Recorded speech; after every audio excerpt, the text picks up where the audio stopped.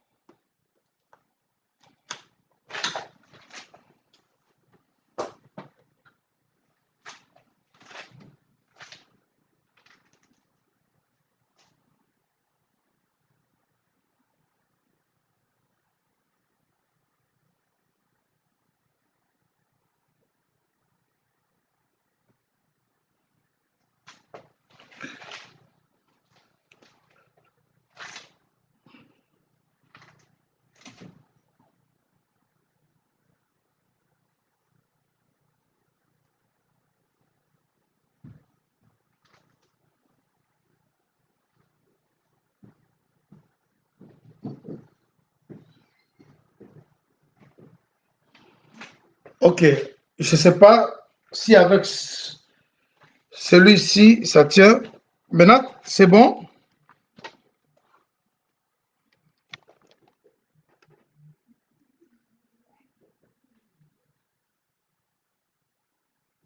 En tout cas, supportez-moi.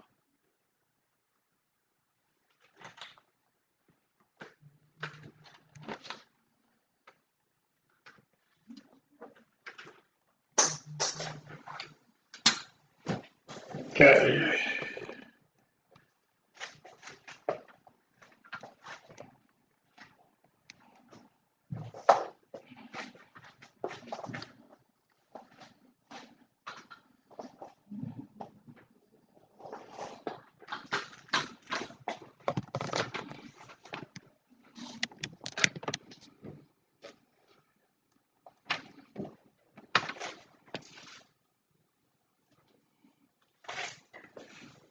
Ok. Dites-moi. Maintenant, c'est bon.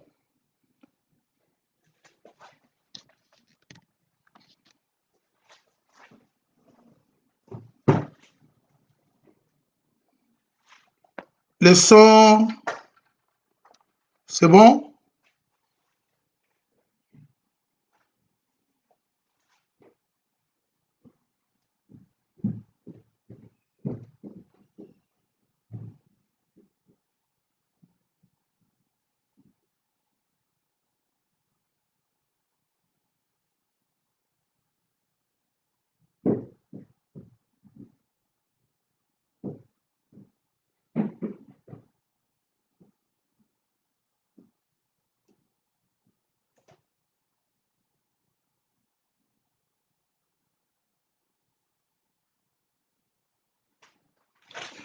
Ok. Maintenant, je pense que le son, y a pas de coupure, je pense. Là, vous m'attendez bien maintenant.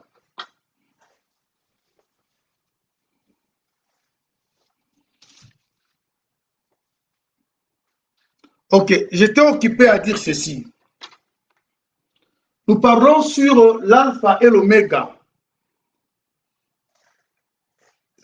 Je dis ceci. L'alpha et l'oméga,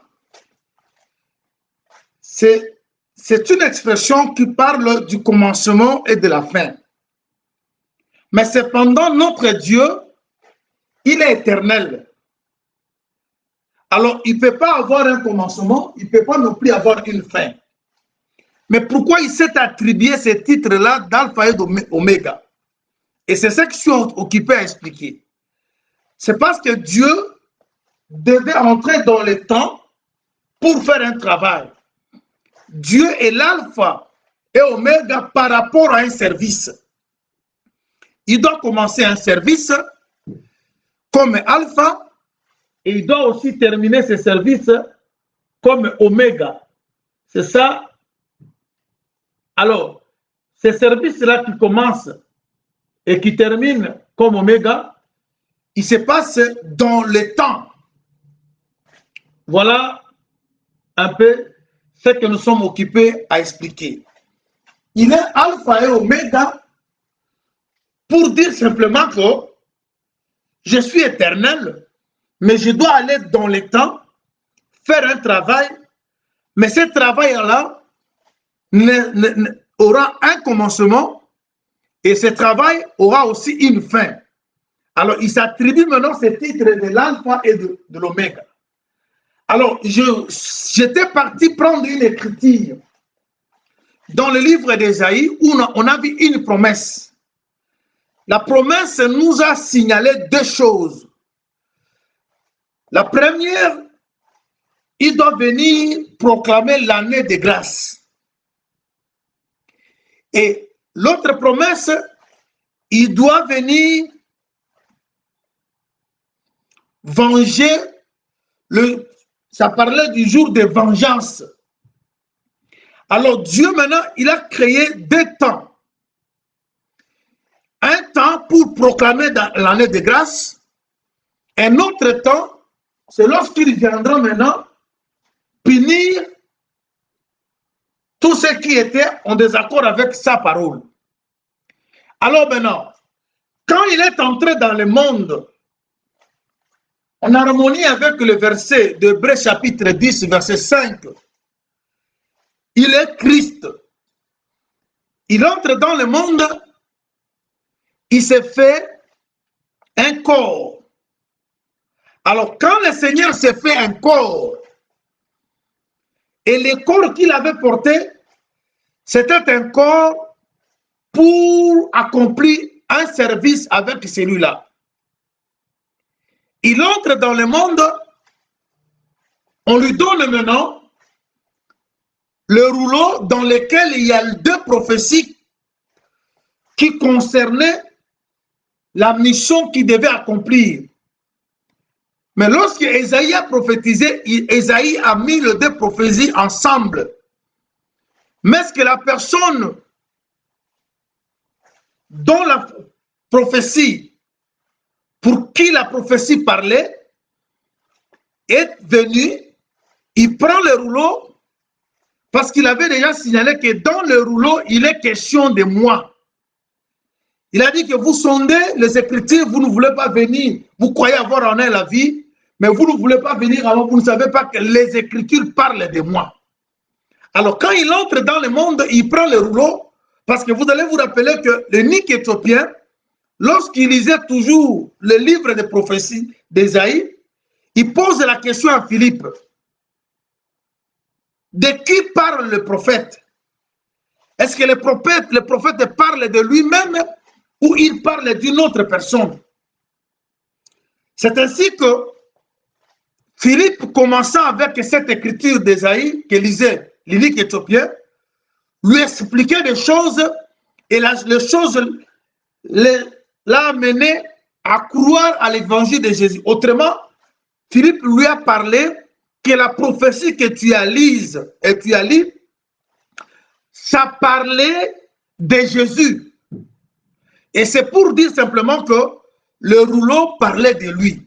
Mais lorsqu'il entre dans le monde, il prend le rouleau qui le concernait, toutes les prophéties. C'est lui qui devait l'accomplir, mais il accomplit la première des prophéties.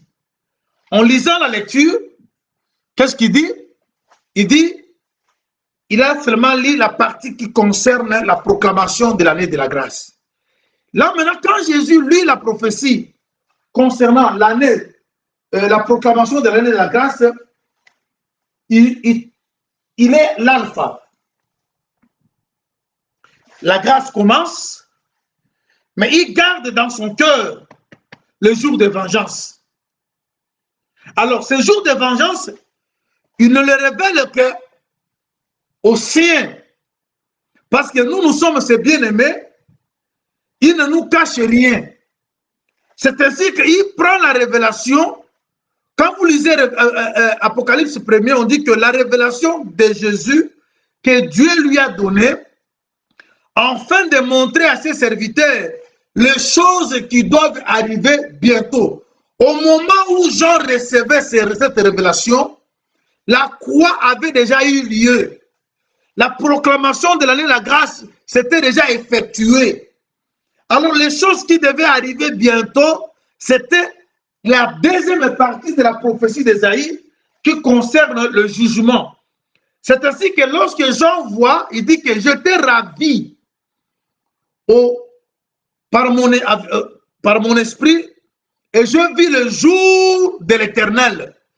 Le jour de l'Éternel que Jean a vu, c'est le jour de vengeance, c'est le jour de colère, mais qui est dans le cœur de Dieu. On ne peut voir les choses qui sont dans le cœur de Dieu, n'est que Jean. Jean, c'est l'image de l'épouse qui met sa tête sur la poitrine du mari. Notre mari, c'est le Seigneur, et mettre la tête sur la poitrine, c'est mettre la tête sur le cœur. Dans le cœur, c'est dans le cœur qu'il y a le secret. C'est-à-dire, c'est pour cela que vous avez vu, Pierre demandait à Jean de demander à Jésus qui devait les livrer. Et quand Jean a écrit, il a dit que le disciple que Jésus aimait beaucoup. Oh, ça ne voulait pas dire que Jésus n'aimait pas les autres disciples, mais Jean, parmi les apôtres, il était aussi l'image de l'épouse. Et le Seigneur aime l'épouse plus que toute autre créature. C'est ainsi qu'il nous révèle tous ces mystères. Même le mystère concernant la colère, le jugement. Nous, l'Église, nous devons avoir connaissance de tout ça. Alors, regarde maintenant. Vous allez remarquer une chose. Le Seigneur Dieu, il crée le monde. Au troisième jour, la terre se manifeste. Les arbres se manifestent. Mais il crée l'homme et à l'orient de la terre, il va maintenant planter un jardin. Et en plantant un jardin, il va planter un arbre au milieu du jardin. Et il va maintenant prendre l'homme qu'il avait formé. Parce que je vous avais dit, si vous allez vous rappeler de l'enseignement qu'on avait donné l'autre fois sur les 4 petits animaux de la terre, je me rappelle qu'il y avait un chapitre où on avait expliqué que Adam était formé en dehors de l'Éden. L'Éden, c'était un coin à part. Dieu l'a formé et Dieu l'a transporté en Éden. Et l'Éden, ce n'était pas toute la terre. Le jardin d'Éden, c'était un... Ah d'accord. L'Éden, c'était un coin à l'orient de la terre. Et c'est là-bas qu'il y avait les arbres, et au milieu des arbres, il y avait un arbre qui était un mystère. Ici, je veux toucher un élément qui sera très profond, mais c'est vraiment important que je partage avec vous parce que je vous avais déjà promis que nous allons expliquer ces livres de l'Apocalypse par rapport au livre de Genèse. Alors, regarde maintenant. Nous sommes ici.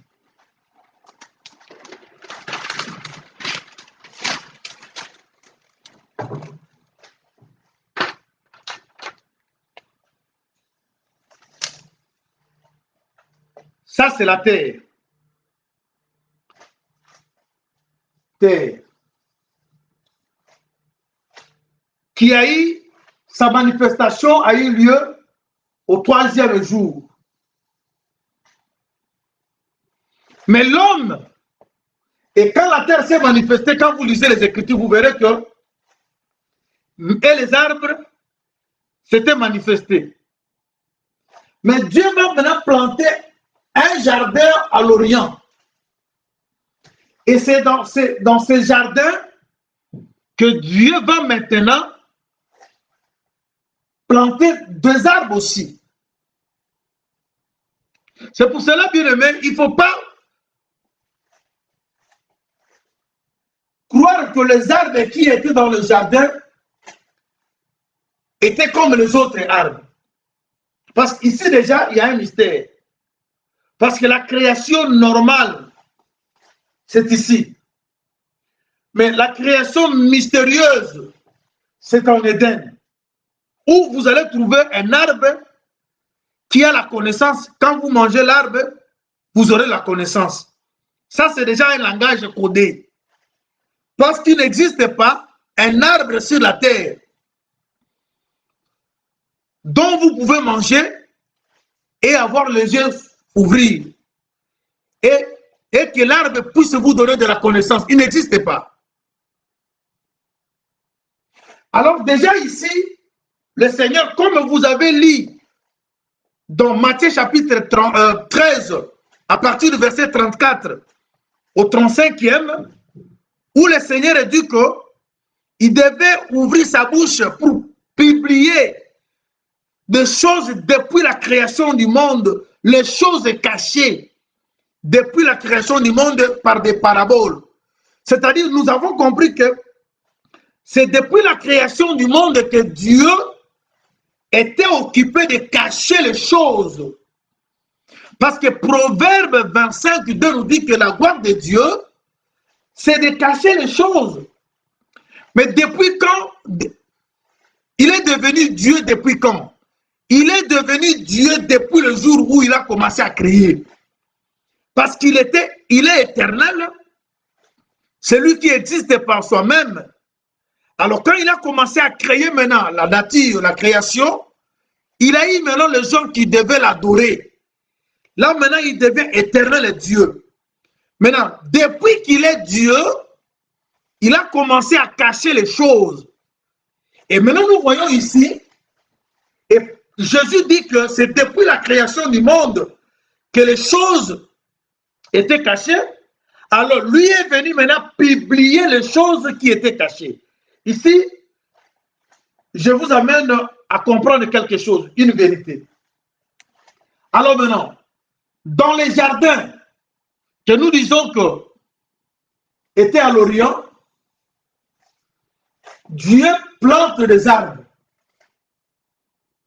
Mais il va planter maintenant un arbre au milieu du jardin. Et il va maintenant dire à l'homme de ne pas toucher à cet arbre-là. Si vous touchez ou vous mangez l'arbre, vous mourrez.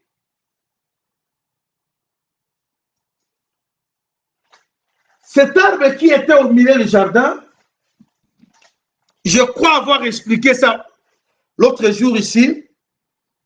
Il n'y en avait pas deux arbres. Il n'y en avait qu'un seul. Mais l'arbre en question avait deux côtés. Il y avait un côté qui était la vie ou le bien. Il y avait l'autre côté qui était la mort ou le mal. Parce que tout ce que je vous dis, il y a des écritures qui les attestent. Quand vous lisez Deutéronome chapitre 30, à partir du verset 15, le Seigneur dit que je mis devant vous la vie, le bien, la mort et le mal, la malédiction et la bénédiction. C'est-à-dire, qu'est-ce que le Seigneur fait? Il dit quoi? La vie, c'est ça le bien. La mort, c'est ça le mal. La bénédiction, c'est ça le bien. Et la malédiction, c'est ça le mal. Alors, quand vous allez voir qu'il y avait un arbre qui avait des connaissances, connaissance du bien et du mal, et vous verrez que ce n'est pas Dieu qui a dit à l'homme que cet arbre a la connaissance du bien et du mal. Non. Dieu lui a dit simplement, l'arbre qui est au milieu du jardin, tu ne peux pas le manger de son fruit. Le jour où vous mangerez le fruit de l'arbre, vous mourrez. Maintenant, c'est le serpent qui vient maintenant dire à l'homme que cet arbre-là, si vous allez manger le fruit de l'arbre, vous aurez la connaissance. Alors ici, déjà, je vais vous amener à comprendre que le prophète Dieu, Cet arbre que vous voyez au milieu du jardin, c'était un livre. Mais les livres avec deux écritures. Il y a une écriture qui était le bien, il y avait une autre écriture qui était le mal. Comme je viens de vous dire ici, j'aimerais que nous lisons rapidement. Nous prenons Deutéronome chapitre 30. Je lis Deutéronome 30. J'aimerais que nous puissions l'associer 2 Corinthiens chapitre 3. D'ailleurs, lisons 2 Corinthiens, parce que Deutéronome, nous venons déjà de faire la citation de cette écriture. Pour gagner le temps, j'aimerais que nous prenions 2 Corinthiens chapitre 3. Ok. Nous lisons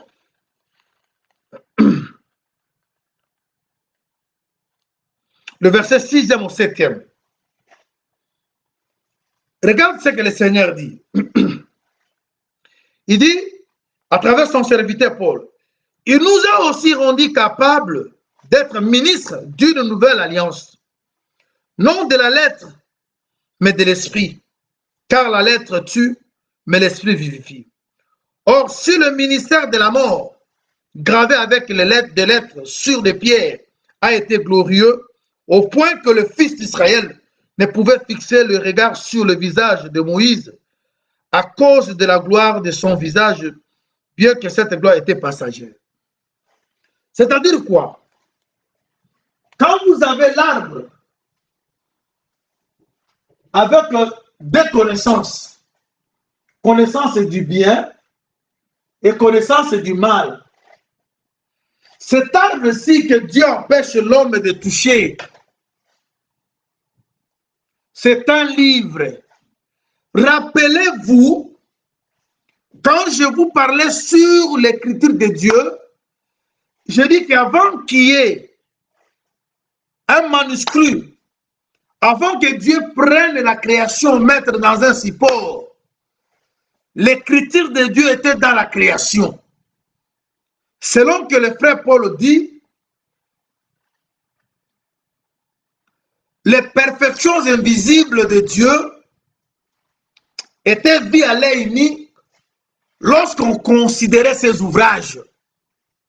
C'est-à-dire, c'est dans la création que Dieu avait caché sa pensée. Or, l'arbre, c'est aussi une des créations. Vous savez que parler de l'arbre aussi nous parle de beaucoup de choses. Parce que toi et moi, nous sommes aussi des arbres dans le langage de la Bible. Rappelez-vous de cet homme-là que Jésus a guéri en le touchant 2 fois. Il était aveugle. Quand Jésus l'a touché pour la première fois, on dit qu'il a vu des hommes se promener comme des arbres. Et lorsqu'on va les toucher pour la seconde fois, c'est ainsi qu'il va voir distinctement. C'est-à-dire, avant qu'il voit les hommes se promener comme les hommes, il les a d'abord vus comme les arbres. C'est pour ça que la Bible dit, celui qui ne s'assit pas avec le méchant, il est comme un arbre planté à côté d'un courant d'eau. C'est-à-dire, vous étant un homme enfant de Dieu, quand vous ne vous mettez pas à côté des méchants, les Écritures nous disent que vous êtes un arbre. Jésus vient et dit que je suis l'arbre, vous êtes mes branches. Vous comprenez? Alors, planter un arbre au milieu du jardin et que l'arbre puisse avoir des connaissances du bien et du mal, on comprend ici que c'était un livre avec des écritures.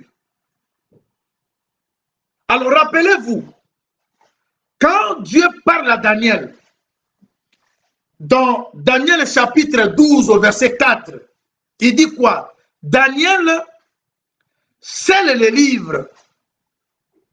Et le livre sera lu au temps de la fin. Et ceux qui auront lu le livre, la connaissance, qu'est-ce qui va se passer? La connaissance de ceux-là vont s'augmenter. C'est-à-dire, on voit que la connaissance est dans le livre. Il faut que vous lisiez le livre pour que vous ayez une connaissance. Alors, pour que la connaissance augmente, on dit qu'il faut que les livres soient lus. Mais ce que j'aime dans ce que Dieu a dit à Daniel, c'est le temps, il précise. Il dit quoi? Le livre doit être lu au temps de la fin. Ce qui explique que l'arbre que Dieu avait planté en Éden, interdisant à l'homme de toucher, il avait interdit à l'homme de toucher à cet arbre-là jusqu'à ce que le temps de la fin soit là pour que l'homme puisse avoir la permission de toucher au l'arbre qui était là. C'est-à-dire, le problème c'était d'attendre le temps. Parce que Dieu fait toutes choses avec un but. Et je vais vous rappeler maintenant que cet arbre-là, c'était même le livre que Jean a vu avec des écritures, écriture du dedans et écriture du dehors, mais scellées de sept sceaux. Donc personne n'était capable d'ouvrir les livres. Alors regarde maintenant, je veux que vous preniez une écriture. 1 Corinthiens chapitre 9. Cet arbre-là n'était pas un mauvais arbre, mais c'était plutôt un livre avec des écritures. La connaissance du mal, c'est l'écriture du dehors. Parce que le mal, d'après 1 Corinthiens 15, plutôt d'après Deutéronome 15, Deutéronome 30, 15, le mal c'est la mort. Le bien c'est la vie. Alors maintenant, quand le livre a des écritures, or vous savez que la mort c'est tout un sacerdoce. Tout à l'heure nous venons de lire, on nous parle, la lettre tue, mais l'esprit vivifie. Le ministère de la mort. Or, le ministère de la mort, c'était aussi le ministère de Moïse. Alors Moïse, c'était lui le dos. Et Jésus, c'était la face. Le mal, c'est Moïse. Le bien, c'est Jésus. Et les deux maintenant font partie d'un arbre qui est l'arbre au milieu du jardin. Et c'est ça le livre. C'est-à-dire, depuis l'Éden, Dieu, il place un livre et il scelle les livres. Mais il n'a pas scellé ces livres à toujours. Il avait voulu que, parce que quand Dieu parle à Daniel, il dit que le livre sera décelé au temps de la fin. Il faut la fin, le temps de la fin pour qu'il y ait quelqu'un pour déceler les livres. Alors, regarde maintenant 1 Corinthiens chapitre 9. Le verset 7. On dit quoi? Qui jamais est engagé dans une armée à ses propres frais? Qui est-ce qui plante une vigne et n'en mange pas les fruits?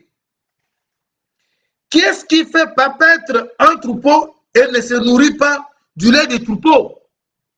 C'est-à-dire, si c'est Dieu qui était cultivateur, on dit que quand vous plantez un arbre, vous devez manger de son fruit.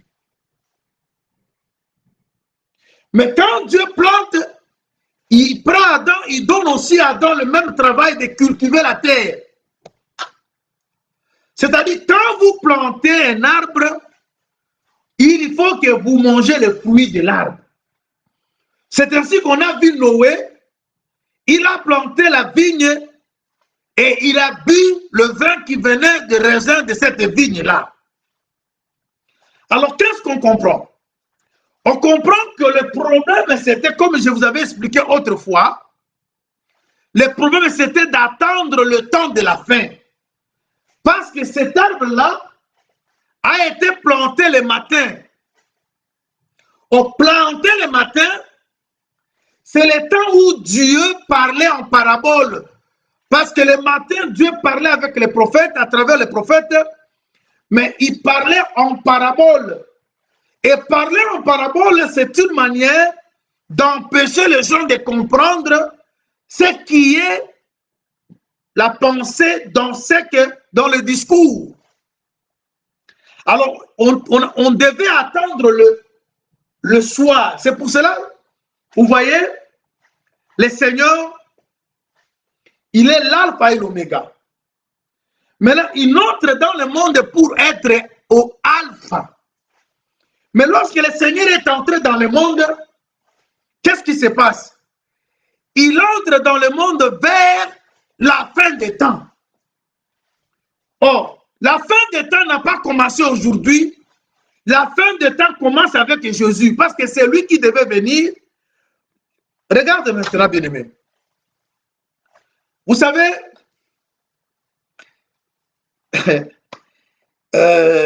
il se passe des choses. Les serpents arrivent.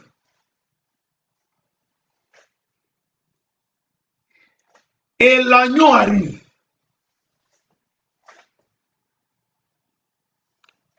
Vous savez, quand Jésus, on le suspend au poteau comme un serpent, Jésus n'est pas innocent. Jésus est innocent quand il meurt comme l'agneau. Mais quand Jésus meurt comme un serpent, il meurt comme coupable. Parce que la loi de Moïse, en sacrifiant Jésus, Jésus était coupable. Parce qu'on le traitait d'un blasphémateur. Il a agi en désaccord avec l'enseignement de Moïse. Mais je vais vous dire quelque chose. Avant que je puisse m'étaler là-dessus, j'aimerais que nous lisions une écriture. On prend une écriture. Nous lisons 1 Corinthiens chapitre 10.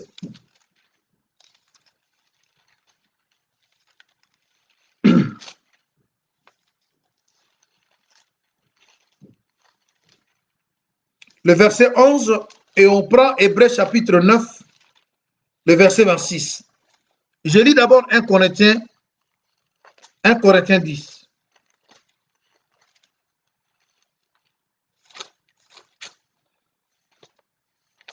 1 Corinthiens 10, le verset 11. Le Seigneur dit ceci.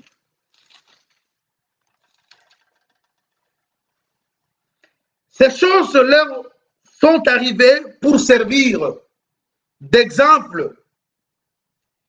Elles ont été écrites pour nous et pour notre instruction, à nous qui sommes parvenus à la fin du siècle. Nous sommes parvenus à la fin du siècle. Très bien. Alors, nous prenons Hébreux chapitre 9.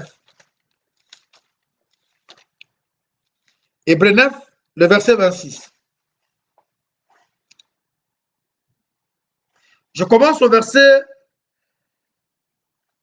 23 pour la bonne compréhension, mais le temps, on prend le verset 26 pour le temps. Autrement, il aurait fallu qu'il ait souffert plusieurs fois depuis la création du monde.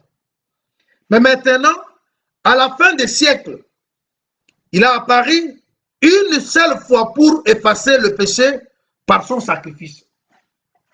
Qu'est-ce qu'on comprend ici? On comprend que le Seigneur, il entre dans le monde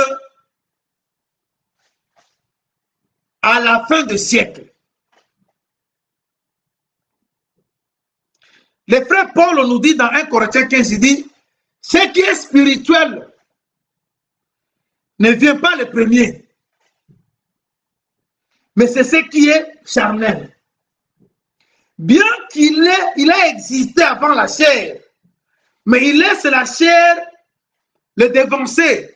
Le prophète Jean-Baptiste l'a affirmé, il a dit, celui qui vient après moi m'a précédé quand il a existé avant nous. Et nous avons tous reçu de lui grâce et sur grâce. Si je peux laisser ça, je prends Genèse 38. Lorsque Tamar,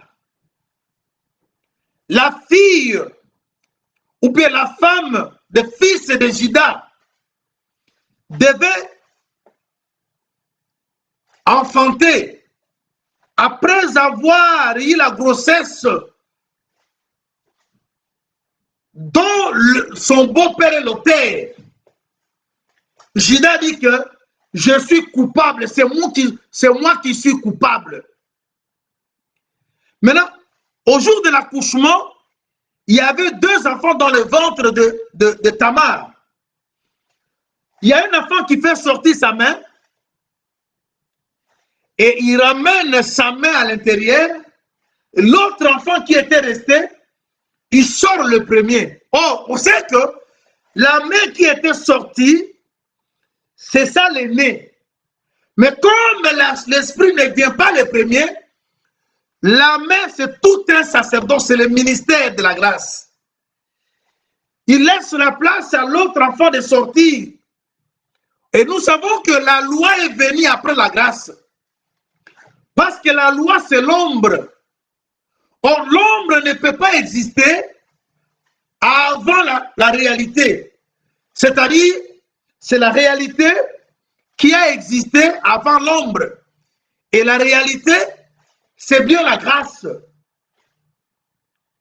Vous comprenez maintenant que cette main qui était sortie, c'est l'aîné. C'est le ministère de la grâce. Mais il rentre encore dans le ventre, il laisse la place à l'autre enfant, il sort le premier, mais quand cette main était sortie, les femmes sages ont pris un fil cramoisi, ils ont mis sur la main de cette main-là qui était sortie. Or, les femmes sages ne sont pas une autre personne, si ce n'est que la sagesse du commencement. Parce que la femme sage, c'est Dieu lui-même qui met dans la main de cet enfant-là le fil cramoisi pour dire que la rédemption ne viendra pas de Moïse qui vient le premier, mais la rédemption doit venir de cette main parce que le main cramoisi, c'était le symbole du sang. C'est pour cela que tous ceux qui sont venus avant n'ont pas pu verser leur sang. Mais celui qui était resté, lorsqu'il vient comme le dernier, aussi longtemps que c'est lui l'aîné, il verse son sang. En versant le sang, il le verse comme agneau. Quand le Seigneur entre dans le monde, il prend maintenant le corps, il vient dans le corps de l'agneau. Et c'est pour accomplir la prophétie que le livre sera lu au temps de la fin. Et le premier livre que Dieu a scellé, c'était l'arbre. Cet arbre-là que vous voyez, c'était un livre avec 2 écritures. Mais dans ce livre-là, tout le plan de la rédemption y était. Si Adam n'avait pas touché à cet arbre-là, on ne saurait pas comprendre que un animal doit être tué et verser le sang. J'aime ça. C'est-à-dire l'arbre qui était au milieu du jardin, c'est le livre qui résumait toute la pensée de la rédemption. Il suffit seulement que cet arbre-là soit touché, que vous commencez maintenant à voir Dieu faire des mouvements. Dieu ne pouvait pas maudire si cet arbre-là n'était pas touché. C'est pour dire simplement que dans ces livres-là, il y avait la malédiction aussi. Dieu ne devait pas tuer un animal si cet arbre-là n'était pas mangé. Au manger l'arbre, c'est déceler le livre pour que les pensées cachées dans le livre se manifestent. On voit maintenant Dieu dans son attribution du sauveur. Il tue l'animal. Mais pour qu'il tue l'animal, on devait d'abord toucher à cet arbre-là. Pour qu'on voit Dieu venir pardonner les péchés, tout ça a été caché dans les livres. Parce que quand Dieu vient, il tue l'animal, il prend la peau de l'animal. Bien aimé, tout cela a eu lieu parce que cet arbre-là était touché.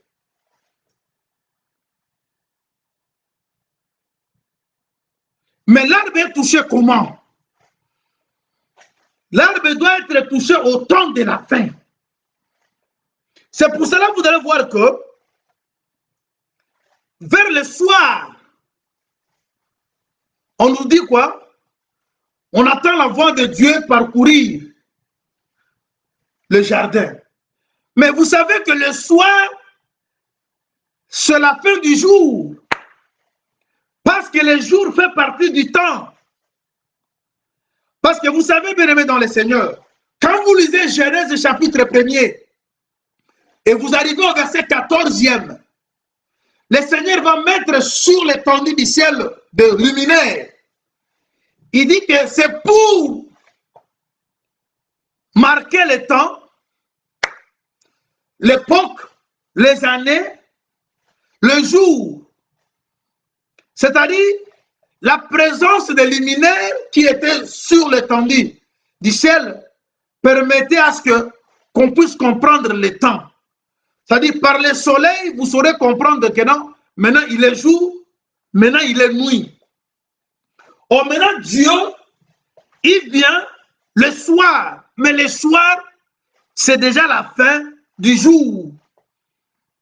C'est au soir que la voix se fait entendre. Mais vous savez que la fois qui parcourait le jardin, vous ne saurez jamais voir la voix. La voix, c'est un esprit. C'est ça Christ. Mais comme on ne pouvait pas tuer la voix doit maintenant avoir un corps pour accomplir Hébreux 10. Christ entre dans le monde. Christ qui entre dans le monde, c'est la voix. Cette voix-là, qui entrait dans le monde, elle était entrée dans le monde pour tuer, pour être tuée. Mais c'est impossible qu'on tue la voix. Parce qu'on a appris dans la loi de Moïse que la voix ne meurt point. Mais la voix devait avoir maintenant le corps. Le corps qu'avait eu la voix, c'est cet animal-là qu'on avait tué. Parce que l'animal tué, c'est bien Jésus. Mais Jésus, c'est le corps que Christ a porté. Parce que Christ ne saura pas mourir. Il aurait fallu que Christ avoir un corps. Et le corps qu'avait eu Christ, c'est Jésus. Mais tout cela se passe quand? À la fin du siècle. Tout cela se passe quand?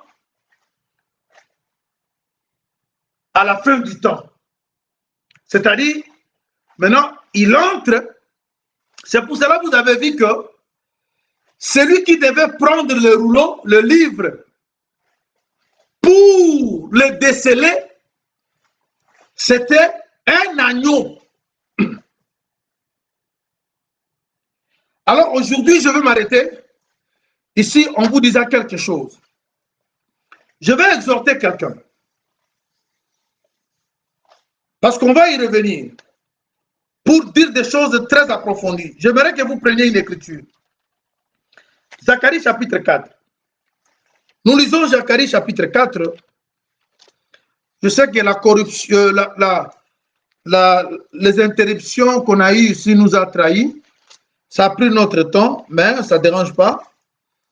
Supporter à ce qu'on termine une pensée, c'est vraiment important.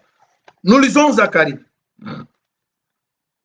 Zacharie, chapitre 4.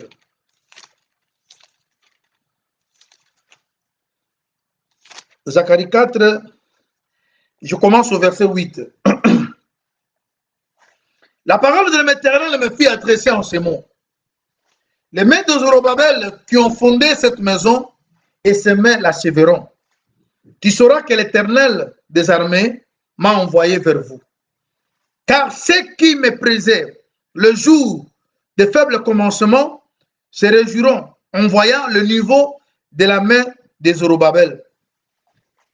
Ce sont les 7 yeux de l'Éternel qui parcourent toute la terre. Je pris la parole et je lui dis, qu'est-ce que signifient ces oliviers? À la droite du chandelier et à sa gauche. Je pris une seconde fois la parole. Je lui dis, qu'est-ce que signifient les 2 rameaux d'olivier qui sont près de 2 conduits d'or d'où découle l'or? Il me répondit, n'es-tu pas ce qui signifie? Je dis non. Mon Seigneur, il dit, ce sont les 2 oliviers, les 2 oins qui se tiennent devant le Seigneur de toute la terre.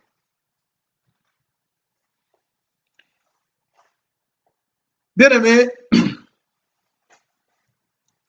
on dit que le mains des Zorobabel ont commencé et c'est ces mains qui vont achever. Parce que je vous parle de l'alpha et de l'oméga.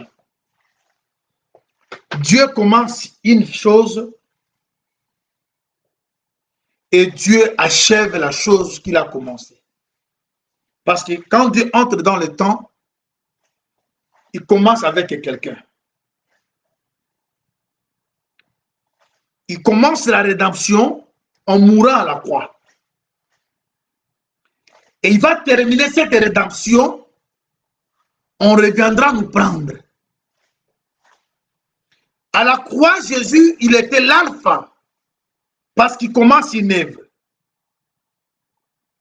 Alors, il doit aussi achever l'œuvre qu'il a commencée. Maintenant, qu'est-ce qui se passe? Pendant ce moment ici, vous allez remarquer que on nous parle d'un chandelier qui a 2 rameaux à côté. On dit que les 2 rameaux sont les 2 oins. Écoutez-moi, bien-aimés dans le Seigneur. Avant que nous entrons à donner beaucoup d'interprétations autour de ces 2 rameaux, d'abord, les 2 rameaux parlent de Josué, le souverain sacrificateur, et parlent de Zorobabel, qui était un roi. C'est-à-dire, Josué, c'est les sacrificateurs.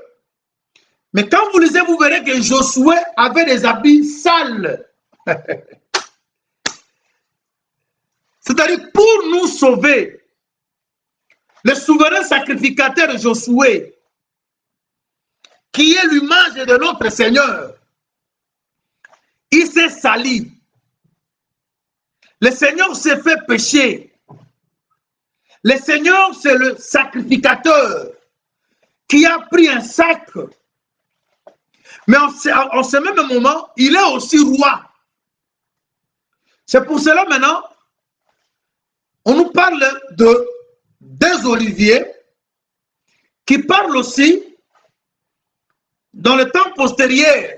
Parce que les chandeliers, c'est nous. Comme je vous avais parlé hier, c'est l'Église.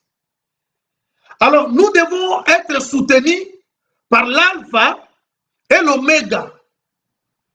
Il est l'alpha parce qu'il commence avec nous l'œuvre comme sacrificateur. Il est oméga comme le roi Zorobabel, c'est-à-dire Josué, c'est l'alpha. Le mec qui commence. Et l'œuvre que le Seigneur a commencé, il en a commencé à la croix. C'est pour cela qu'on dit que ceux qui se moquaient en voyant le faible commencement, bien aimé, quand Dieu commence avec quelqu'un, ça semble ne pas donner l'impression de grandes choses. Il commence le faible commencement. Et on dit que le faible commencement. Quand Dieu commence avec quelqu'un, quand Dieu commence comme oméga, alpha, il vient comme agneau. Il commence dans l'humilité. Mais cependant, c'est un roi. Le Seigneur peut commencer avec, c'est pour ça qu'il dit, si on est fidèle dans de petites choses, on le sera dans de grandes choses. Dieu commence toujours avec de petites choses. Mais ces petites choses-là feront de toi une grande personne. Parce que quand il commence avec ses propres mains, il achève. Mais le problème est que tu sois le chandelier au milieu. Je vais reprendre cette écriture. C'est vraiment merveilleux. On dit quoi? Voilà. 1.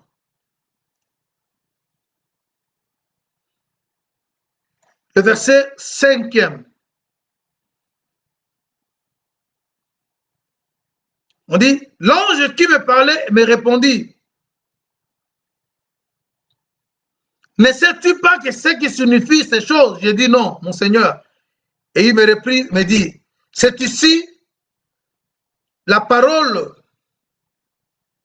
de l'Éternel adresse à Zorobabel. Ce n'est ni par la puissance, ni par la force, mais c'est par mon esprit, dit l'Éternel des armées. Qui es-tu, grande montagne devant Zorobabel? Tout sera aplani. Il posera la pierre principale au milieu des acclamations. Grâce, grâce pour elle. La parole de l'Éternel me fit adresser en ces mots. Les mains de Zorobabel ont fondé cette maison. Ses mains l'achèveront. Et tu sauras que l'Éternel des armées m'a envoyé vers vous. Car ceux qui méprisaient les jours de faible commencement, c'est les jours. Les gens négligent Onésime qui était autrefois inutile, mais il est arrivé à un moment donné, il est devenu utile. Et c'est comme ça avec Dieu. Le problème, c'est quoi? Se mettre confiance à ces dieux. Si réellement c'est Dieu qui a commencé. Parce que quand nous parlons ici de Josué comme sacrificateur et de Zorobabel comme roi, nous ne voulons que parler de Jésus. Parce qu'il est le deux à la fois. Il est sacrificateur, il est roi. Comment? La maman de Jésus, c'est Marie. Marie, elle est de Lévi. Lévi, c'est toute une sacrificature. Et le papa de Jésus, c'est Joseph. C'est Judas. Ça, c'est la royauté. Il est formé d'une partie de la sacrificature et d'une partie de la royauté. Ce qui veut dire que le Seigneur, il s'est abaissé pour un moment donné pour devenir sacrificateur. C'est ainsi que Satan devait accuser Josué parce que Josué avait eu les vêtements sales. Mais les vêtements sales qu'avait eu Josué étant sacrificateur, c'est pour toi. Parce que le châtiment qui nous donne la paix est tombé sur lui. Si Jésus était abandonné à la croix, dire mon Père, pourquoi m'as-tu abandonné? Il a été abandonné pour toi. Parce qu'il avait pris ta place. Il a pris ton iniquité. Parce qu'il était sacrificateur. Il est venu mourir pour toi. Mais il commence avec toi dans la faiblesse. Mais il va t'amener dans la royauté. Parce qu'il est le roi. C'est pour cela que vous allez remarquer que le chandelier, si vous lisez Exode chapitre 25, vous verrez que le chandelier était composé de Lévi et de Judas. Parce que j'aimerais lire ça et par là, on s'arrête. Le chandelier. Chandelier, je prends Exode 25. Nous allons revenir, si Dieu fait grâce demain, pour approfondir sur l'arbre livre scellé au milieu du jardin. L'arbre comme le livre scellé de 7 sceaux. Exode chapitre 25. Quand vous lisez sur le chandelier, qu'est-ce que le Seigneur dit? Verset 31. Tu feras un chandelier d'or pur. Ce chandelier sera fait d'or bâti, son pied, sa tige, ses feuilles, ses pommes, ses fleurs seront d'une même pièce. 6 branches sortiront de ce côté, 3 branches de chandelier de l'un des côtés et 3 branches de chandelier de l'autre. Il y aura une branche, sur une branche, 3 calices en forme d'amande. OK? 3 calices en forme d'amande. Amande, c'est le fruit d'amandier. Retenez ça. Avec des pommes et fleurs sur une autre plante. C'est-à-dire, quand vous parlez d'une pomme, là, vous parlez du pommier. Et quand vous parlez de l'amande, là, vous parlez de l'amandier. Or, si vous allez maintenant prendre Nombre chapitre 17, vous verrez que lorsqu'Israël se sont révoltés contre Aaron, le Seigneur a dit à Moïse de prendre le verge de chaque tribu. Et la tribu de Lévi, on avait écrit le nom d'Aaron. Lorsqu'on a mis le verge devant la face de Dieu, quand Moïse retourne le matin, c'est la verge d'Aaron qui a fleuri. On a trouvé des amandes. Or, si la verge donne le fruit comme amande, ce qui veut dire que cette verge-là, c'était un amandier. On comprend que Lévi, c'est l'amandier. Maintenant, quand vous allez prendre pommier, qu'est-ce que Cantique nous dit dans son chapitre 2, au verset 3e? Silamite parle que son époux Salomon, il est un pommier au milieu des arbres du jardin. Mais Salomon, c'est Juda, parce que Salomon, c'est le fils de David. Oh, David, c'est Juda. Si Juda est pommier et Lévi est amandier, c'est-à-dire le chandelier, c'est la réunion des amandiers et des pommiers, qui veut simplement dire de Josué et de Zorobabel, c'est-à-dire sacrificateur et roi, c'est-à-dire faiblesse et force, c'est-à-dire l'agneau et lion, c'est-à-dire l'alpha et l'oméga. Alors quand ces deux rameaux vous sécurisent, sachez-les bien aimés dans le Seigneur. Le Seigneur commence une chose et le Seigneur achève. Quand il entre dans ta vie, il te prend, c'est pour te faire asseoir sur le trône avec les grands. Mais le problème, c'est quoi? Que tu lui donnes ton cœur. Quand vous donnez au Seigneur le cœur, le Seigneur peut te prendre de la poussière. Parce que la poussière, c'est là où le sacrificateur va se mettre. Parce que Job, lorsqu'il a perdu ses enfants, il déchire ses habits, il met les sacs, il se met dans la poussière. C'est-à-dire, le sacrificateur, c'est l'agneau qui descend pour devenir homme. Mais quand il devient homme, il va te prendre pour te faire asseoir sur le trône avec les grands. Parce qu'il commence une chose et il achève. Si ces mains l'ont commencé, ces mains l'achèveront. Bien-aimé dans le Seigneur, ne te dérange pas. Sois fidèle dans de petites choses et tu verras les grandes choses. Les petites choses, c'est le faible commencement. Les grandes choses vont venir. Le Seigneur est fidèle. Il te connaît. Il sait te consoler. Parce qu'il est l'alpha et l'oméga. Il commence une affaire et il sait comment la terminer. Oui, il a commencé quelque chose dans ta vie, dans ton foyer, dans ton couple. Il t'a donné le mariage. Oui, c'est le commencement. Il te donnera aussi les enfants. Oui, il t'a donné le boulot. Il te donnera aussi ce que ton cœur désire. Il a permis que tu trouves une activité. Oui, sa bénédiction va te suivre. Parce que c'est la bénédiction de l'Éternel qui enrichit. Il ne le fait suivre aucun chagrin. Quand le Seigneur entre dans la maison de la femme de Sounem, cette femme-là ne mettait pas au monde. Il entre à travers le prophète Élisée. La femme reçoit l'enfant. L'enfant, après quelques jours, cet enfant est mort. Oui, comme il avait commencé, il est revenu ressusciter cet enfant. Le Seigneur, quand il te donne quelque chose, il sait prendre soin de la chose qu'il t'a donnée. Il sait sécuriser. Il est le dérameau qui te met au milieu. De l'un des côtés, il est sacrificateur, Josué. Il se sacrifie pour toi. De l'autre côté, il est Zorobabel pour te mener, t'amener dans l'élévation. Le Seigneur peut élever ton ministère. Quand tu commences, les gens se moquent de toi. Mais le Seigneur peut t'amener plus haut. Le Seigneur peut amener ton mariage plus haut. Le Seigneur peut faire de toi une grande personne parce qu'il est capable. Il prend des personnes dans le néant, il les amène dans les niveaux élevés. Alors, bien aimé, on s'arrête là pour aujourd'hui. Si Dieu nous fait grâce, on va revenir demain. J'aimerais qu'on prie le Seigneur. Éternel notre Dieu, tu nous as fait comprendre cet après-midi que tu es l'alpha et l'oméga. Dans notre vie, toi, tu n'as pas un commencement, mais tu t'es donné, Seigneur, cet attribut pour commencer avec nous, Seigneur. Là où les gens nous ont abandonnés, mais toi, tu nous as choisis pour commencer avec nous. Oui, tu as commencé avec nous, les gens se moquent de nous. Mais nous croyons que tu nous amènes à l'élévation parce que tu es l'alpha et l'oméga.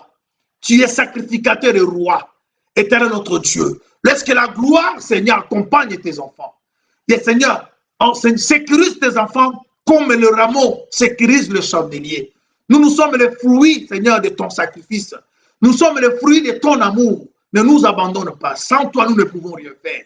Sois, oh Yahweh, à nos côtés, Seigneur, comme les deux rameaux, pour jouer le rôle du sacrificateur et le rôle du roi.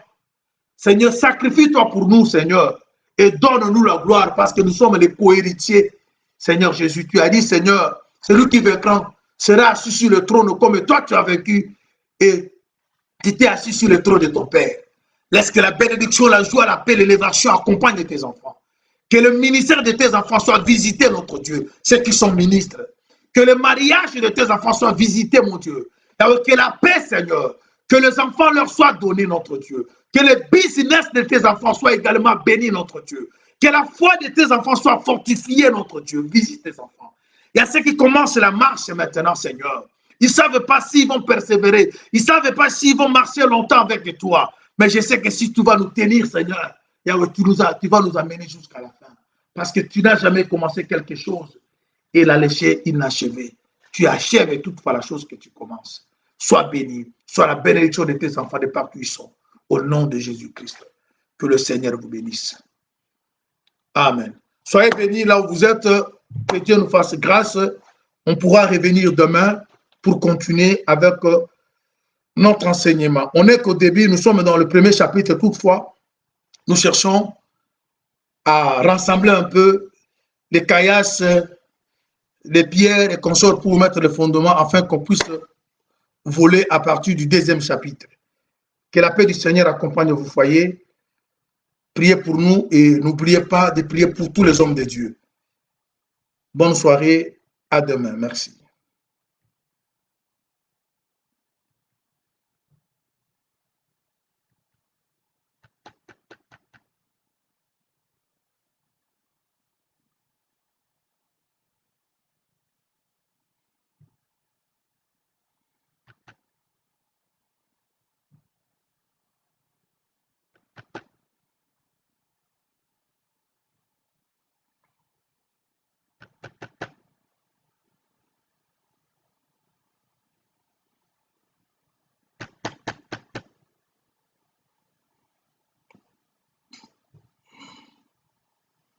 Mon Dieu.